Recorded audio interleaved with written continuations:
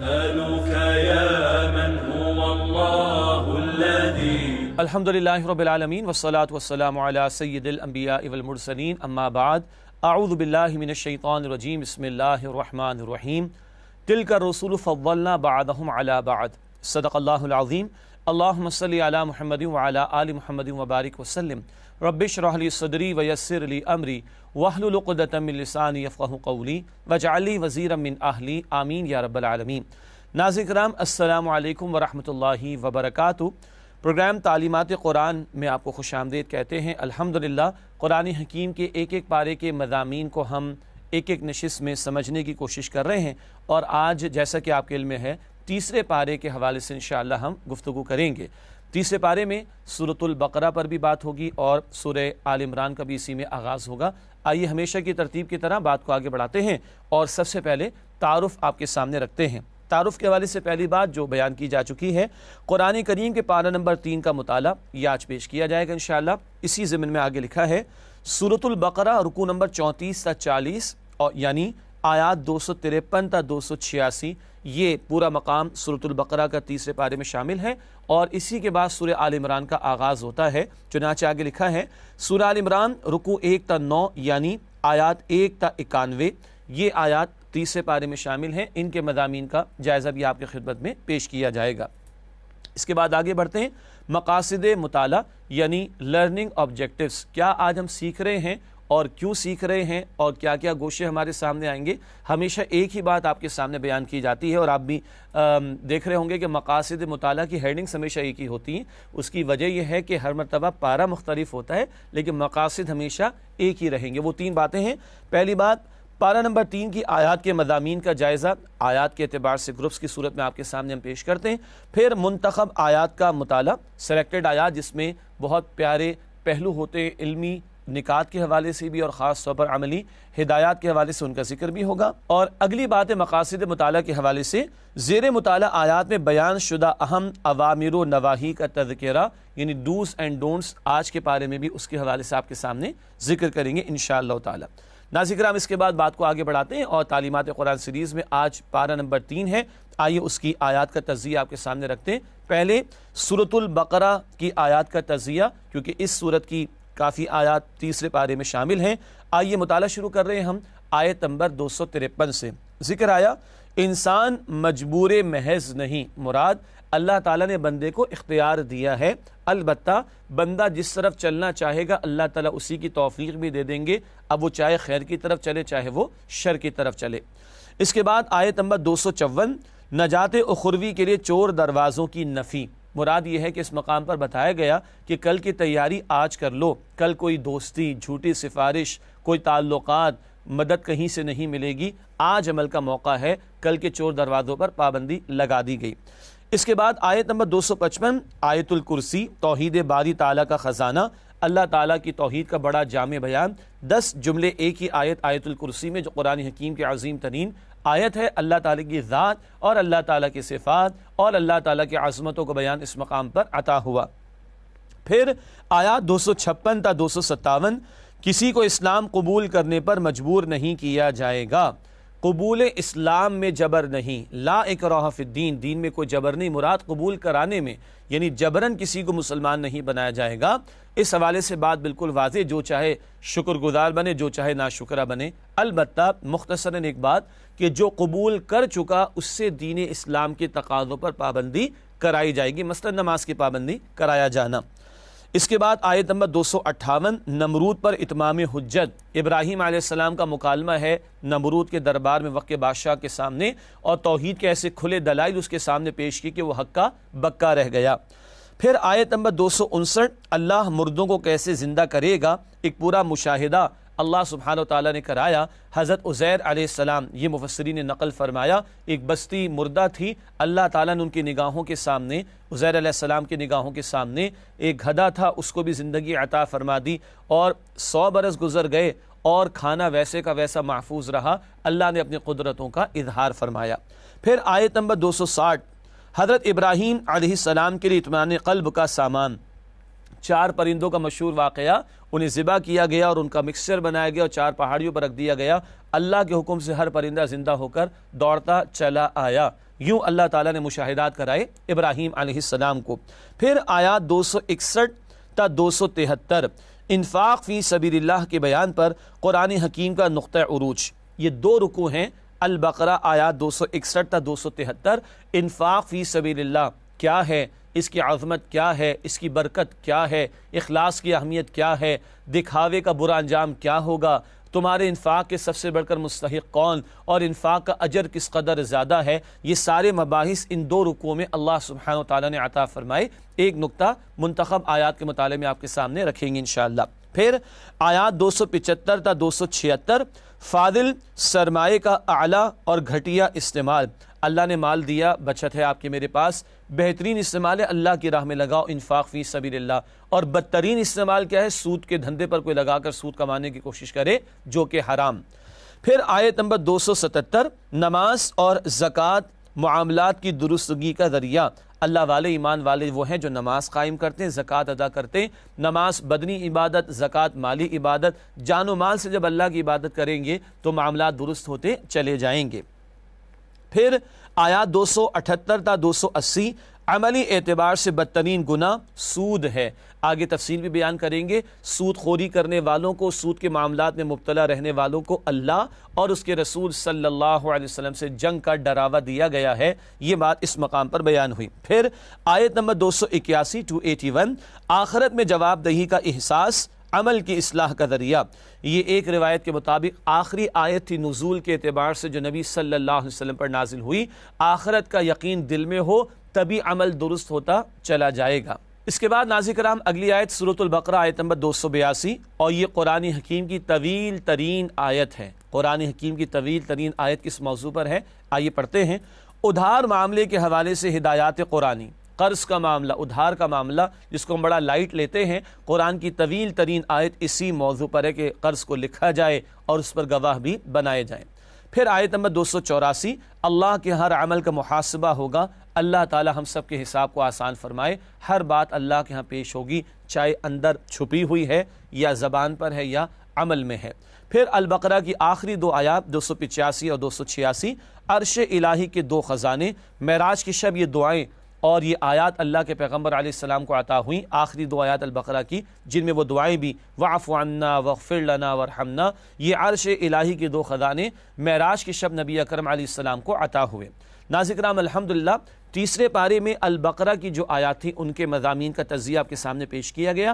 اب انہی آیات میں سے چند منتخب آیات کا مطالعہ آپ کے سامنے رکھیں گے، تیسرا پارہ اور البقرہ کی چند منتخب آیات۔ سب سے پہلے آیت نمبر 254 مہلت سے فائدہ اٹھا لو، ارشاد ہوا یا ایھا الذین آمنوا انفقوا مما رزقناکم من قبل ان یأتی یوم لا بیع فیہ ولا خلۃ ولا شفاعۃ والکافرون هم الظالمون۔ ترجمہ، اے ایمان والو، جو مال ہم نے تم کو دیا ہے اس میں سے اس دن کے آنے سے پہلے پہلے خرچ کر لو جس میں نہ اعمال کا سودا ہو اور نہ دوستی اور سفارش ہو سکے اور کفر کرنے والے لوگ ظالم ہیں۔ اللہ اکبر۔ مہلت عمل کسی وقت بھی ختم ہو سکتی ہے، گویا ناؤ اینڈ نیور والی ہے، جسٹ ڈو اٹ والی بات ہے، آج ہی تیاری کرو کل کی ہمیشہ کی زندگی کی۔ دوسرا نقطہ، آخرت کی تیاری نہ کرنا عملی اعتبار سے کافرانہ روش ہے، والکافرون هم الظالمون۔ اور نوٹ کیجئے گا یا ایمان والوں سے خطاب ہے، آیت کے شروع میں اے ایمان والو اور آخر فرمایا کافر ہی ظالم ہے۔ تو جو آخرت کی تیاری نہیں کر رہے، چاہے وہ کلمہ گو مسلمان، عملاً وہ کفر کی روش پر ہیں، اللہ اس سے ہمیں محفوظ رکھے۔ ناظرین کرام اس کے بعد اگلی آیت کی طرف چلتے جس کا انتخاب کیا گیا وہ ہے البقرہ آیت نمبر 285 آیت الکرسی۔ آئیے اس کا متن بھی پڑھتے ہیں اور ترجمہ بھی کرتے ہیں۔ اللہ لا الہ الا ہو الحی القیوم لا تأخذہ سنۃ ولا نوم لہ ما فی السماوات وما فی الارض من ذا الذی یشفع عنده الا بإذنہ یعلم ما بین ایدیہم وما خلفہم ولا یحیطون بشیء من علمہ الا بما شاء وسع کرسیہ السماوات والارض ولا یؤودہ حفظہما وہو العلی العظیم۔ بڑی جلال والی آیت، تقریباً 10 جملے ہیں، آئیے اس کا ترجمہ کرتے ہیں۔ اللہ وہ معبود برحق ہے کہ اس کے سوا کوئی عبادت کے لائق نہیں، زندہ ہمیشہ رہنے والا، اسے نہ اونگ آتی ہے نہ نیند، جو کچھ آسمانوں میں اور جو کچھ زمین میں ہیں سب اسی کا ہے۔ کون ہے جو اس کی اجازت کے بغیر اس سے کسی کی سفارش کر سکے؟ جو کچھ لوگوں کے روبرو ہو رہا ہے اور جو کچھ ان کے پیچھے ہو چکا ہے اسے سب معلوم ہے، اور وہ اس کی معلومات میں سے کسی چیز پر دسترس حاصل نہیں کر سکتے۔ ہاں، جس قدر وہ چاہتا ہے اس کی بادشاہی آسمان اور زمین پر حاوی ہے، اور اسے ان کی حفاظت کچھ بھی دشوار نہیں۔ وہ بڑا عالی رتبہ اور جلیل القدر ہے۔ ناظرین کرام، یہ آیت الکرسی کا ترجمہ بڑے پیارے الفاظ اور بڑے جامع الفاظ اس مقام پر آئے۔ اس حوالے سے تشریح میں پہلی بات، توحید باری تعالیٰ کا خزانہ، اللہ سبحانہ و تعالیٰ کی ذات، اس کی صفات اور عظمتوں کا ذکر۔ پھر فضیلت آیت الکرسی، حدیث شریف میں ہے کہ جو ہر فرض نماز کے بعد اس کی تلاوت کا اہتمام کرے اس کے اور جنت کے داخلے میں موت ہی کا فصل ہوگا۔ اللہ اکبر۔ اور حدیث میں اس کو قرآن حکیم کی آیتوں کی سردار اور عظیم ترین آیت بھی کہا گیا۔ آخری بات اس آیت کی تشریح میں، توحید کے عملی تقاضے۔ اللہ وہ ہے جو الحی اور القیوم ہے، اس کی ذات پر یقین رکھنا، وہ سب کو جانتا ہے، احساس رکھنا کل وہ پوچھے گا بھی، کائنات کی بادشاہت اسی کے لیے ہے، تو تم اس کے بندے بنو، خدائی کے دعوے کرنے کی من چاہی زندگی بسر کرنے کی کوشش نہ کرو۔ اس کے بعد اگلی آیت جس کا انتخاب کیا گیا، البقرہ آیت نمبر 261، انفاق کا اجر بیان ہوا ہے۔ اس مقام پر ارشاد ہوا، مثل الذین ينفقون اموالهم في سبيل الله كمثل حبة انبتت 7 سنابل في كل سنبلة 100 حبة والله يضاعف لمن يشاء والله واسع علیم۔ ترجمہ کرتے اس آیت کا ارشاد ہوا، جو لوگ اپنا مال اللہ کی راہ میں خرچ کرتے ہیں ان کے مال کی مثال اس دانے کی سی ہے جس سے 7 بالیں اگیں اور ہر ایک بال میں 100 دانے ہوں، اور اللہ جس کے مال کو چاہتا ہے زیادہ کرتا ہے، وہ بڑی کشائش والا اور سب کچھ جاننے والا ہے۔ یہ ترجمہ البقرہ آیت نمبر 261 کا انفاق کا اجر بیان ہو رہا ہے۔ موضوع ہے انفاق فی سبیل اللہ، اور یہاں ایک اور نقطہ سمجھ لینے کی ضرورت ہے۔ انفاق فی سبیل اللہ ایک مجموعی اصطلاح ہے، اس کے 2 بڑے بڑے حصے ہیں۔ آگے لکھا ہے صدقہ اور قرض حسن۔ صدقہ عام طور پر وہ مال ہے جو بندوں کی حاجات پر خرچ کیا جاتا ہے، اور صدقے کی فرض شکل وہ زکوٰۃ ہے۔ سورہ توبہ آیت نمبر 60 میں جہاں زکوٰۃ کے 8 مصارف کا بیان، کہاں کہاں زکوٰۃ خرچ ہوگی، وہاں صدقات کا لفظ آیا۔ تو صدقہ وہ مال جو عام طور پر بندوں کی حاجات کے لیے خرچ کیا جائے، اور اس کی فرض شکل زکوٰۃ ہے، واجب شکل صدقہ فطر ہے، اور پھر نفلی صدقات بھی ہیں۔ قرض حسن بھی قرآن کی اصطلاح ہے۔ یہ وہ مال ہے جو اللہ کے دین کی نشر و اشاعت، اللہ کے دین کے نفاذ اور اللہ کے کلمے کی سربلندی کے لیے خرچ کیا جائے، قرض حسن قرآن اس کو کہتا ہے۔ ان دونوں کا مجموعہ انفاق فی سبیل اللہ کہلاتا ہے۔ مزید آگے لکھا ہے، ثواب میں اضافہ خلوص اور حالات کی بنیاد پر، یعنی 7 بالیں اگیں اور ہر بال میں 100 دانے ہوں، یہ 700 گنا ہوا، 700 ٹائمز۔ اور آگے ذکر آتا ہے واللہ یضاعف لمن یشاء، اللہ جس کے لیے چاہتا ہے اور بڑھا دیتا ہے۔ تو جتنا بندہ خلوص کے ساتھ اللہ کی راہ میں مال پیش کرے، جتنے مشکل حالات میں پیش کرے، اس کے اعتبار سے اس کا اجر بڑھتا چلا جائے گا، اور یہ ریٹ ساری دنیا مل کر بھی آفر نہیں کر سکتی۔ جو رب نے آفر کیا تو بینک آف اللہ انلمیٹڈ میں لگانا چاہیے، 700 گنا، اور اس سے بڑھ کر بھی اللہ عطا فرمائے گا۔ اگلی آیت ہے آیت نمبر 264، انفاق کیسے ضائع ہوتا ہے ذکر ہوا، ارشاد ہو رہا ہے، یا ایھا الذین آمنوا لا تبطلوا صدقاتکم المن والاذی کالذی ينفق مالہ رئاء الناس ولا یؤمن باللہ والیوم الآخر۔ ترجمہ، مومنوں اپنے صدقات و خیرات احسان رکھنے اور ایذا دینے سے اس شخص کی طرح برباد نہ کر دینا جو لوگوں کو دکھاوے کے لیے مال خرچ کرتا ہے اور اللہ روز آخرت پر ایمان نہیں رکھتا۔ ضائع کیسے ہو جاتا ہے انفاق؟ ایذا پہنچانے سے، احسان جتانا، تکلیف پہنچانا۔ آگے ذکر ہے، لکھا ہے انفاق کی حفاظت ضروری ہے۔ مال خرچ تو کیا، اب اس خرچ کرنے کے بعد اس انفاق کی حفاظت ضروری ہے۔ لکھا ہے احسان جتانے اور تکلیف دینے سے انفاق ضائع ہو جاتا ہے، کسی کو جتانا کہ فلاں موقع پر میں نے مدد کی تھی یا دھتکار کر دینے کی کوشش کرنا، ایسی گھٹیا حرکتوں سے انفاق ضائع ہو جاتا ہے۔ اللہ اس سے ہم سب کی حفاظت فرمائے۔ اگلی آیت ہے البقرہ آیت نمبر 268، رحمان اور شیطان کی دعوت، یعنی کنٹراسٹ کے طور پر یہ بات آ رہی ہے۔ ارشاد ہوا الشیطان یعیدکم الفقر ویأمرکم بالفحشاء واللہ یعیدکم مغفرۃ منہ وفضلا۔ ترجمہ، اور دیکھنا شیطان کا کہنا نہ ماننا، وہ تمہیں تنگ دستی کا خوف دلاتا اور بے حیائی کے کام کرنے کو کہتا ہے، اور اللہ تم سے اپنی بخشش اور رحمت کا وعدہ کرتا ہے، اور اللہ بڑی کشائش والا اور سب کچھ جاننے والا ہے۔ یہ ہے البقرہ آیت نمبر 268 کا ترجمہ۔ بات واضح ہے۔ پہلا نقطہ، شیطان تنگ دستی کا خوف دلاتا ہے نا، فضولیات میں خرچ کرنا ہو اور شادی بیاہ کی فضول تقریبات پر خرچ کرنا ہو، نئی نئی رسومات آ رہی ہیں، کبھی ہیلوئین کا معاملہ، کبھی ویلنٹائنس ڈے کا معاملہ، کبھی بسنت کے نام پر، کبھی فیشن شو کے نام پر، کبھی دکھاوے کے نام پر، لاکھوں لگ جائیں گے، مگر اللہ کی راہ میں خرچ کرنے کی بات آئے تو شیطان یاد دلاتا ہے نفس کے بھی تو حقوق ہے نا، تم پر اپنا بھی تو حق ہے نا، بیوی بچوں کا بھی تو حق ہے نا، گھر کے بھی معاملات تو دیکھنے نا، انفلیشن بھی بہت ہے نا، ساری باتیں شیطان ادھر یاد دلاتا ہے۔ تو وہ تو دلاتا ہے تنگ دستی کا خوف، یہ شیطان کی دعوت ہے جو تنگ دستی کا خوف دلا کر اللہ کی راہ میں خرچ کرنے سے روکتا ہے۔ آگے پڑھتے لکھا ہے رحمان مغفرت اور فضل کا وعدہ فرماتا ہے۔ اب کس کی مانیں گے؟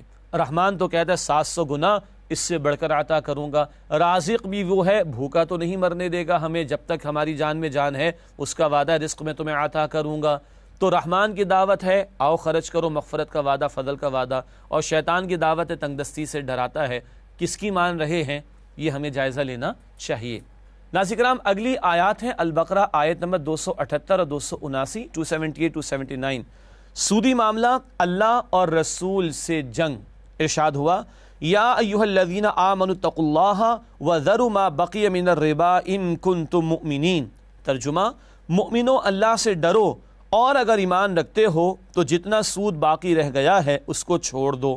مزید ارشاد ہوا فَإِن لَمْ تَفْعَلُوا فَأْذَنُوا بِحَرْبٍ مِّنَ اللَّهِ وَرَسُولِهِ۔ بس اگر تم اس سے باز نہیں آتے تو خبردار ہو جاؤ اللہ اور اس کے رسول صلی اللہ علیہ وسلم سے جنگ کے لیے۔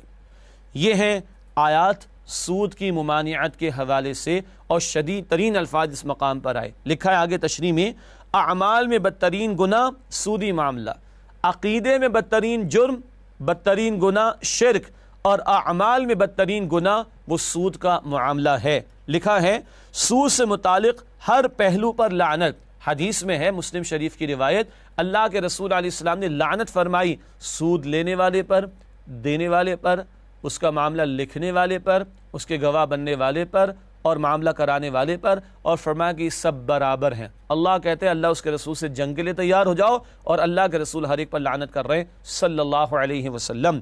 آگے لکھا ہے شبے کے معاملات کو بھی چھوڑ دیا جائے۔ کیوں؟ حدیث اللہ کے نبی علیہ الصلوۃ والسلام نے فرمایا جس معاملے میں شبہ ہو جائے اس کو ترک کر دو، اور جو غیر مشکوک اس کو اختیار کر لو۔ یہ ترمذی کی روایت ہے۔ نئی نئی باتیں، نئی نئی اسکیمیں آ رہی ہیں، نئے نئے پروڈکٹس مارکیٹ میں آ رہے ہیں، بڑا شبہ ہے اور اہل علم میں اختلاف بھی پایا جاتا ہے، تو شبے کی بات سے بھی بچنا چاہیے۔ سیدنا عمر رضی اللہ تعالی عنہ نے بھی فرمایا کہ دعوا الربا و ریبا، ربا بھی چھوڑ دو، سود اور ریبا جس میں شک آ جائے اس کو بھی چھوڑ دو۔ اس کے بعد اگلی آیت وہ قرآن حکیم کی طویل ترین آیت، اس کا ایک حصہ آپ کی خدمت میں پیش کریں گے اس کی اہمیت کے حوالے سے۔ البقرہ آیت نمبر 282، مالی معاملات کی اہمیت۔ ارشاد ہوا یا ایھا الذین آمنوا اذا تداینتم بدین الی اجل مسمی فاکتبوہ۔ ترجمہ، مومنو جب تم آپس میں کسی میعاد معین کے لیے قرض کا معاملہ کرنے لگو تو اس کو لکھ لیا کرو۔ ناظرین کرام، اس کے بعد سورۃ البقرہ کی آخری آیت کا ہم نے انتخاب کیا، البقرہ آیت نمبر 286۔ جامع دعائیں اس مقام پر عطا ہوئیں۔ ربنا لا تؤاخذنا ان نسینا او اخطأنا ربنا ولا تحمل علينا اسرا كما حملته على الذين من قبلنا ربنا ولا تحملنا ما لا طاقة لنا به واعف عنا واغفر لنا وارحمنا انت مولانا فانصرنا على القوم الكافرین۔ ترجمہ پیش خدمت ہے، اے پروردگار اگر ہم سے بھول یا چوک ہو گئی ہو تو ہم سے مواخذہ نہ کیجیو۔ اے پروردگار ہم پر ایسا بوجھ نہ ڈالیو جیسا تو نے ہم سے پہلے لوگوں پر ڈالا تھا۔ اے پروردگار جتنا بوجھ اٹھانے کی ہم میں طاقت نہیں اتنا ہمارے سر پر نہ رکھیو، اور اے پروردگار ہمارے گناہوں سے درگزر کر اور ہمیں بخش دے اور ہم پر رحم فرما۔ تو ہی ہمارا مالک ہے اور ہم کو کافروں پر غالب فرما۔ آمین۔ اللہ تعالیٰ یہ دعائیں ہم سب کے حق میں قبول فرمائے۔ ناظرین کرام ایک وقفہ لیتے ہیں، اس کے بعد انشاءاللہ اگلی بات کی طرف چلیں گے۔ ملاقات کرتے ہیں ایک وقفے کے بعد، امید ہے آپ ہمارے ساتھ رہیں گے انشاءاللہ۔ السلام علیکم ورحمۃ اللہ وبرکاتہ۔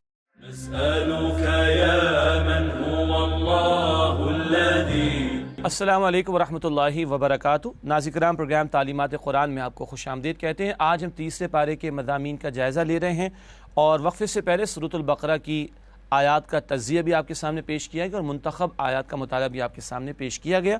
سورۃ البقرہ کے اختتام کے بعد اب اس میں آنے والے وہ اوامر و نواہی جو تیسرے پارے میں آئے ہیں، آئیے ان کا مطالعہ کرتے ہیں۔ اوامر ڈوز کو کہتے ہیں اور نواہی ڈونٹس کو کہتے ہیں۔ پہلے اوامر یعنی کرنے والے کاموں کا ذکر۔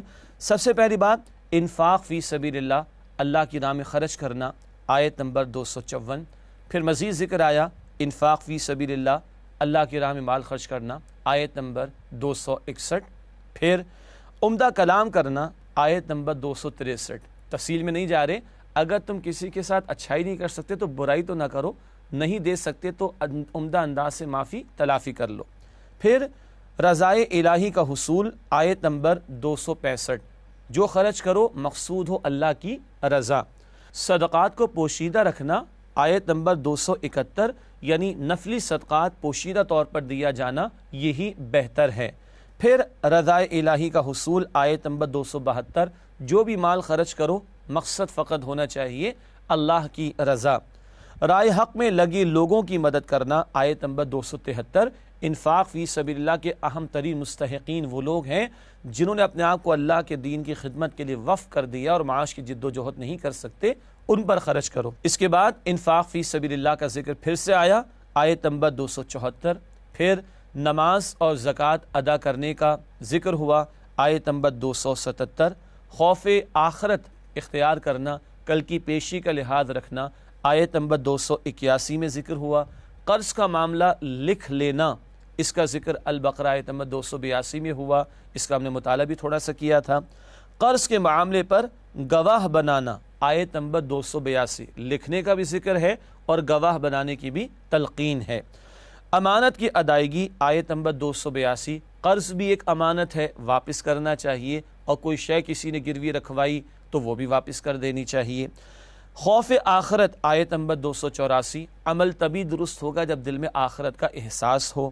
تمام رسولوں پر ایمان، آیت نمبر 285۔ ہم مسلمان بڑے براڈ مائنڈڈ ہیں، سارے رسولوں پر ایمان رکھتے ہیں، اس کے بغیر ہمارا ایمان نامکمل۔ اطاعت احکامات الہی، آیت نمبر 285، سمعنا و اطعنا، کہو کہ ہم نے سنا اور ہم نے مانا، اللہ کے تمام احکامات پر عمل کرنے کا تقاضا۔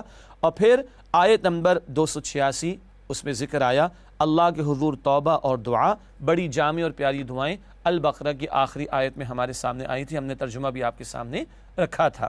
ناظرین کرام یہ اوامر کا بیان تھا جو البقرہ کی ان آیات میں آئے ہیں جو تیسرے پارے میں شامل ہیں۔ اب انہی آیات جو کہ تیسرے پارے میں البقرہ کی، ان میں جو نواہی کا ذکر آیا، ڈونٹس کا بیان آیا، آئیے اس کی لسٹ آپ کے سامنے رکھتے ہیں۔ اس حوالے سے پہلی بات احسان جتلانا، آیت نمبر 264، وہی انفاق کے معاملے میں احسان جتانا اس سے روکا گیا۔ دکھاوا، آیت نمبر 264، ریاکاری دکھاوا، یہ وہ لوگ ہیں جن کا اللہ اور آخرت پر ایمان نہیں ہوتا، اللہ اس سے ہمیں محفوظ رکھے۔ پھر بخل یعنی کنجوسی، اس سے روکا گیا ہے ہمارے دین میں، آیت نمبر 268 میں ذکر ہے۔ بے حیائی، اس سے روکا گیا ہے، آیت نمبر 268 میں ہی ذکر آیا۔ اور وہ شیطان ہے جو بے حیائی کے دھندوں پر لگاتا اور انفاق فی سبیل اللہ سے روکتا ہے۔ لوگوں سے لپٹ کر سوال کرنا، آیت نمبر 273، یہ ایسا کام ہے جس سے روکا گیا ہے اور منع کیا گیا ہے، بلا ضرورت سوال کرنے سے منع فرمایا گیا ہے۔ اور سودی معاملہ، اللہ اور رسول صلی اللہ علیہ وسلم سے اعلان جنگ، یہ آیت نمبر 279 میں بات آئی۔ اللہ تعالیٰ سود کے ہر پہلو اور معاملے سے ہماری حفاظت فرمائے۔ ناظرین کرام الحمدللہ سورہ البقرہ میں آنے والے اوامر اور نواہی کا بیان مکمل ہوا۔ نسألك يا من هو الله الذي آگے چلتے ہیں اور اب سورہ آل عمران کا مطالعہ شروع کرتے ہیں۔ سورہ آل عمران کی آیات کا تجزیہ سب سے پہلے آپ کے سامنے رکھیں گے۔ تیسرے پارے میں آیت نمبر 91 تک سورہ آل عمران کی آیات شامل ہیں۔ آئیے سورہ آل عمران کی آیات کا تجزیہ اور اس کے مضامین کا جائزہ آپ کے سامنے پیش کرتے ہیں۔ سب سے پہلے سورہ آل عمران آیات 1 تا 6 ذات و صفات باری تعالی کا بیان۔ اللہ سبحانہ و تعالیٰ کی ذات اور اللہ کی صفات کا ذکر آیا۔ اللہ تعالیٰ ہی خالق ہے اور عمدگی کے ساتھ تخلیق فرمانے والا ہے، اور وہی غالب حکمت والا ہے۔ اس کی عظمتوں کا آل عمران کی پہلی 6 آیات میں بیان آیا۔ پھر آیات 7 تا 9 فتنہ پیدا کرنے والوں کا طرز عمل۔ اس مقام پر 2 قسم کی آیات کا بیان آیا۔ ایک کو محکمات کہتے ہیں، وہ آیات جو بالکل واضح ہیں، جن کے معنی واضح ہیں، نماز ادا کرو، والدین کے ساتھ اس سے سلوک کرو، اور کچھ آیات متشابہات جن کو کہا گیا جن کے معنی واضح نہیں ہیں، مثلا اللہ کی کرسی، اللہ کا چہرہ، یہ متشابہات میں سے ہیں۔ ایمان والے سب پر ایمان رکھتے ہیں، مگر جن کے دل میں ٹیڑھ ہوتا ہے، جن کے باطن میں خبث اور گندگی ہوتی ہے، وہ متشابہات کے پیچھے پڑتے ہیں۔ تو یہاں فتنہ پیدا کرنے والوں کے طرز عمل کا ذکر ہوا ہے۔ پھر آیات 10 تا 13 کفار کے لیے وعید یعنی ڈراوا بیان کیا گیا۔ وہ لوگ کہ جو نبی اکرم علیہ السلام کی مخالفت کر رہے ہیں، خاص طور پر یہود کا ذکر بھی ہو رہا ہے، ان کو دردناک انجام سے خبردار کیا گیا ہے۔ اس کے بعد آیات 14 تا 17 یہاں یہ ذکر بھی آیا کہ مال کی محبت، بیویوں کی محبت، جانوروں کی محبت، پیداوار کی محبت، ان محبتوں میں لوگ ڈوب جاتے ہیں، حالانکہ دنیا تو ایک آزمائش کا مقام ہے، اصل زندگی وہ آخرت کی ہے۔ یہ تصور دنیا ورسز آخرت اس مقام پر عطا کیا گیا ہے۔ پھر آیت نمبر 18 اللہ کی شان خاص قیام عدل، قائما بالقسط، اللہ کی شان ہے کہ وہ قسط یعنی عدل کا قائم کرنے والا ہے، اس کا تذکرہ اس مقام پر ہوا۔ ناظرین کرام، اس کے بعد اگلی آیت سورہ آل عمران آیت نمبر 19 اللہ کے نزدیک دین صرف اسلام ہے، اللہ کے ہاں قابل قبول نظام زندگی صرف اسلام ہے۔ پھر آیت نمبر 20 اسلام کا راستہ ہی ہدایت کا راستہ ہے، ہدایت اسی کے لیے ہے، ہدایت پر وہی ہوگا جو اسلام کے راستے کو اختیار کرے، جو اب رسول اللہ صلی اللہ علیہ وسلم کے ذریعے رہتی دنیا تک کے لیے عطا ہوا۔ پھر اس کے بعد آیت نمبر 21 سے 25 تک آیات ہیں اہل کتاب کے جرائم کا بیان، مخالفت حق پر یہ ڈٹے ہوئے ہیں، اللہ کی کتاب میں تحریف، اللہ کی کتاب کو پس پوچھ ڈالنا، جانتے بوجھتے حق کو رد کرنا، اس کا تذکرہ بھی آیا ہے۔ اس کے بعد آیت نمبر 26 تا 27 اللہ کی عظمتوں کو بیان، اللہم مالک الملک مشہور آیات ہیں، اللہ ہی بادشاہ ہے کل کائنات کا، کل اختیار اسی کے پاس، وہی جس کو چاہے عزت دے، جس کو چاہے رسوا کر دے، اللہ تعالیٰ کی عظمتوں کا ذکر آیا۔ پھر آیت نمبر 28 مومن کافروں کو مومنین کے مقابلے میں دوست نہ بنائیں، ایمان والوں کی دلی دوستی ایمان والوں سے ہی ہو سکتی ہے، کافروں سے نہیں ہو سکتی۔ اس کے بعد آیات 29 تا 30 اللہ انسان کے ظاہر و باطن سے واقف ہے، کوئی بات بھی اللہ سے پوشیدہ نہیں۔ پھر آیت نمبر 31 اللہ کی محبت اتباع رسول صلی اللہ علیہ وسلم سے حاصل ہوگی، اللہ کی محبت کا دعویٰ ہے تو رسول اللہ علیہ السلام کی اتباع کرنی ہوگی، یہ آیت بعد میں بیان بھی کریں گے انشاءاللہ۔ پھر آیت نمبر 32 اطاعت رسول صلی اللہ علیہ وسلم سے اعراض کفر ہے، جو رسول اللہ علیہ السلام کی اطاعت نہیں کر رہا وہ کافرانہ روش پر ہے، یہ بات بیان کی گئی۔ اس کے بعد آیات 33 تا 36 آل عمران پر عنایت ربانی، بی بی مریم سلام علیہا کے والد کا نام بھی عمران تھا، اس گھرانے کے حوالے سے بھی گفتگو اور اللہ کی رحمت ان پر نازل ہونا ذکر ہوا۔ پھر آیات 37 تا 41 حضرت یحییٰ علیہ السلام کی معجزانہ ولادت، بوڑھے ہیں زکریا علیہ السلام اور ان کی اہلیہ بانجھ، اور معجزانہ طور پر یحییٰ علیہ السلام کی ولادت ہوئی۔ پھر آیات 42 تا 44 حضرت مریم سلام علیہا کی تمام جہان کی عورتوں پر فضیلت، اللہ نے ان کی عفت کا بھی اعلان فرمایا اور ان کی عظمت کا بھی ذکر فرمایا، بی بی مریم سلام علیہا۔ اگلی آیات 45 تا 49 حضرت عیسیٰ علیہ السلام کی معجزانہ ولادت اور ان کے معجزات، بی بی مریم سلام علیہا کے ہاں بغیر والد اللہ کے کلمہ کن سے عیسیٰ علیہ السلام کی معجزانہ ولادت اور ان کو عطا کیے جانے والے معجزات کا ذکر آیا ہے۔ اس کے بعد آیات 50 سے 54 حضرت عیسیٰ علیہ السلام کی دعوت اور بنی اسرائیل کا رد عمل۔ عیسیٰ علیہ السلام کی دعوت توحید تھی، مگر بنی اسرائیل یعنی یہود خاص طور پر وہ ان کے دشمن ہو گئے معاذ اللہ، اور ان کی مخالفت پر کمر بستہ ہو گئے، حتیٰ کہ جان تک کے درپے ہونے لگے۔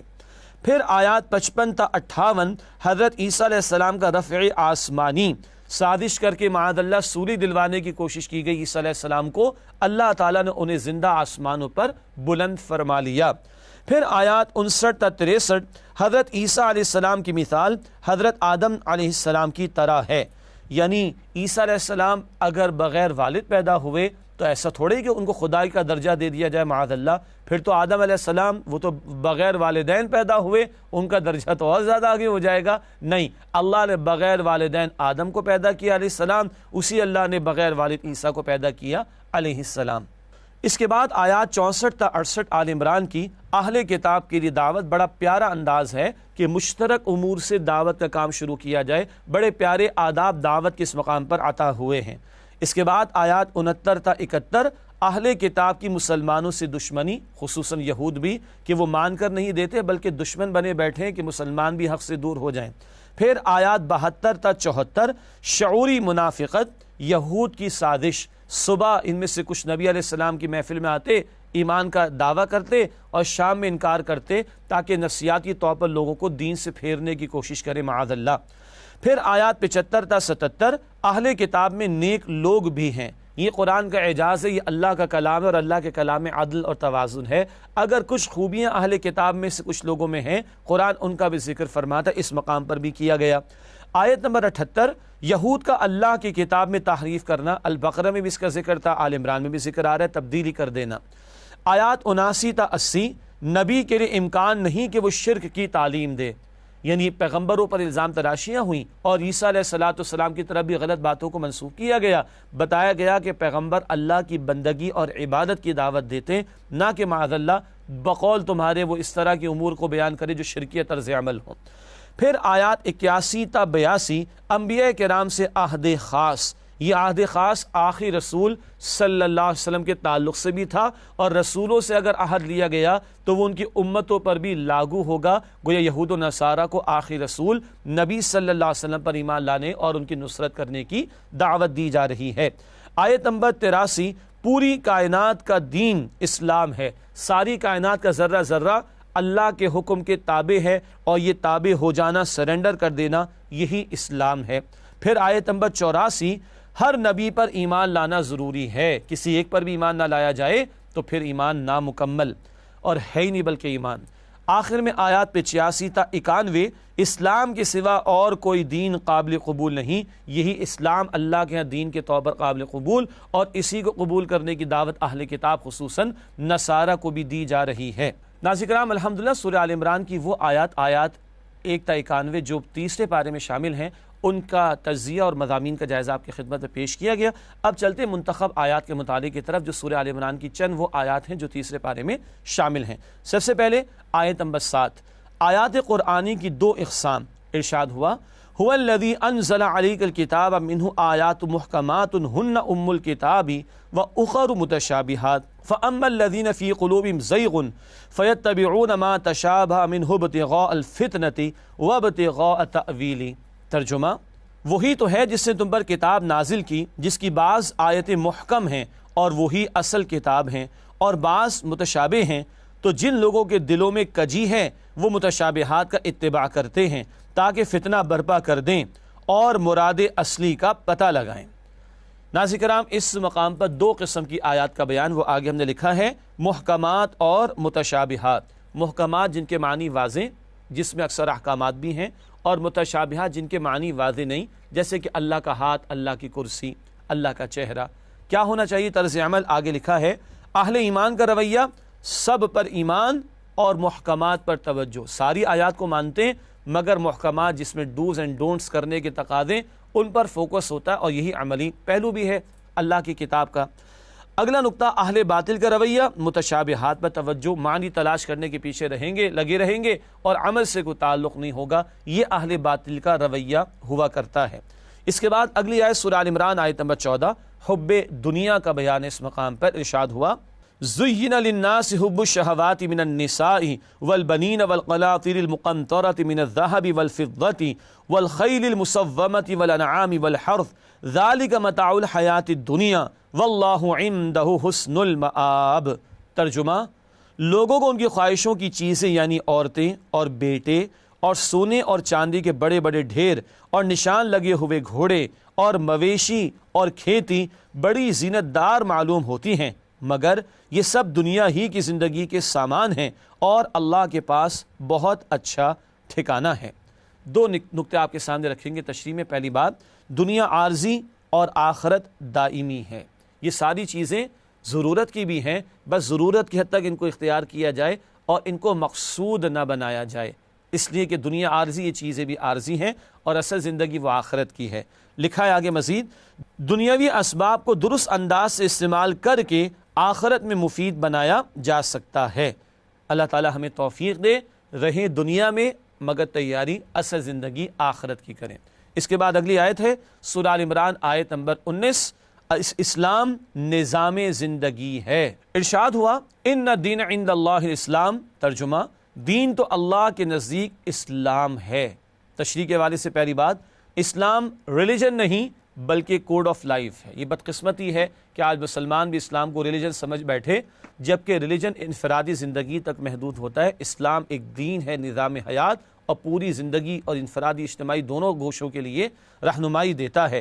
اللہ کے ہاں صرف اسلام ہی دین کے طور پر قابل قبول ہے، کوئی اور کوڈ آف لائف یا نظام حیات وہ اللہ کے ہاں قابل قبول نہیں۔ کیٹیگوریکل انداز میں بات واضح طور پر سامنے آ گئی۔ اگلی آیت ہے آیت نمبر 28 سورہ آل عمران، دوستی کا معیار۔ ارشاد ہوا، لا يتخذ المؤمنون الكافرین اولیاء من دون المؤمنین ومن يفعل ذلك فلیس من اللہ فی شیء۔ ترجمہ: مومنوں کو چاہیے کہ مومنوں کے سوا کافروں کو دوست نہ بنائیں، اور جو ایسا کرے گا اس سے اللہ کا کچھ عہد نہیں۔ اللہ اکبر! کیا ہدایت دی جا رہی؟ آئیے تشریح میں سمجھتے ہیں۔ ایمان والوں کی دلی دوستی صرف مؤمنین سے ہی ہو سکتی ہے۔ حسن سلوک تو جانوروں سے بھی ہوگا تو کافر سے بھی کر لیں، لیکن دلی دوستی مسلمان کی سر مسلمان سے ہوگی۔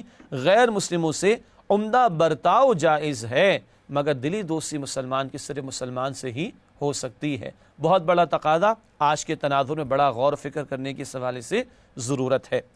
اگلی آیت آل عمران کی آیت نمبر 31، اتباع رسول صلی اللہ علیہ وآلہ وسلم۔ ارشاد ہوا، قل ان کنتم تحبون اللہ فاتبعونی یحببکم اللہ ویغفر لکم ذنوبکم واللہ غفور الرحیم۔